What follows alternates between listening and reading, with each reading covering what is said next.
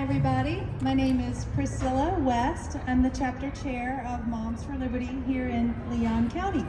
I wanted to thank Joel and Dina for giving us this opportunity to share a few words with you all about our organization, because we are like-minded patriots and we all need to stand together and be really well aware and supporting each other in what we're trying to accomplish. Can you hear me? Okay, now? Okay. Like so many parents around the country that you've seen the story a million times. My eyes were opened during the pandemic.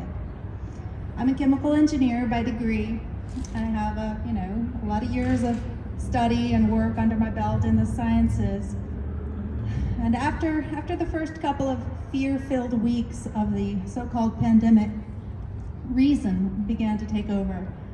And when I stopped Cloroxing the bananas, I decided that the data were really starting to show that this was not a danger for my kids. It seemed like it might be a danger for grandma and grandpa, maybe, if they had 3 or more coexisting conditions. But all of that aside, I kind of thought it was just a matter of getting the right data in front of the right people. So I dipped my toes into unfamiliar waters and started going to some school board meetings. I even printed out these big binders. I laugh now at myself. I printed out binders for all of our school board members full of studies and graphs showing, just so that they could feel confident in assuring the families of Leon County that these measures were unnecessary. But it turned out that there was really no conversation to be had. There were a few of us going to the school board meetings trying to show the school board that this was not a problem. There was no conversation. We were, belittled. You all know how it went. But over time, it became clear that this was not about safety. It was about compliance. So we began to organize. We few like-minded souls in the crowd with no masks across our faces. And we formed an email list and we started to organize our efforts a little bit. But meanwhile, further south in Florida, this organization was being born. It took a little while for us to hear about Moms for Liberty, but once the word started getting out, we said, hey, these guys, they're the same as us. This is fantastic. So we decided in late 2021 to affiliate, to become a chapter. And in January 2022, we were official. And I don't know if Preston Scott is here. Preston, every time I speak about our chapter, I thank you for lending your voice to help get us started. Because you really did. You launched us. And this is the first time you've been here in person, so I can thank you in person. Thank you.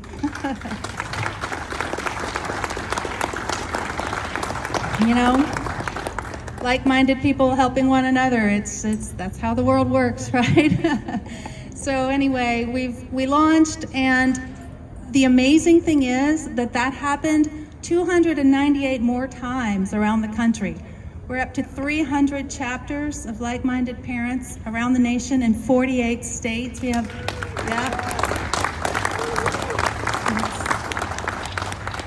It's good. We've got over 130,000 members. We are grassroots in its truest sense. So if you hear about all of our dark money, we make that money from printing these T-shirts. And we do like the dark blue. I think light money wouldn't look as good, right? So anyway, as the mask mandates sort of began to fall away, the literacy crisis has really risen to the fore. We've got, in the state of Florida, about 40% of 4th graders reading on grade level.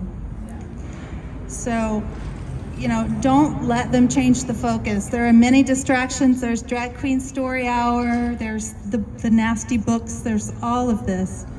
But we've got to keep the focus on our children learning to read. When 60% of kids are not reading on grade level, we can't afford to be talking about neo-pronouns or critical race theory. None of that. There's no place for any of it. So our organizations share a common challenge, which is waking up our fellow citizens. We just have to keep standing in the gap. working to maintain our rights and educating our fellow citizens until they join us and we stand up and take this nation back for the future of our kids.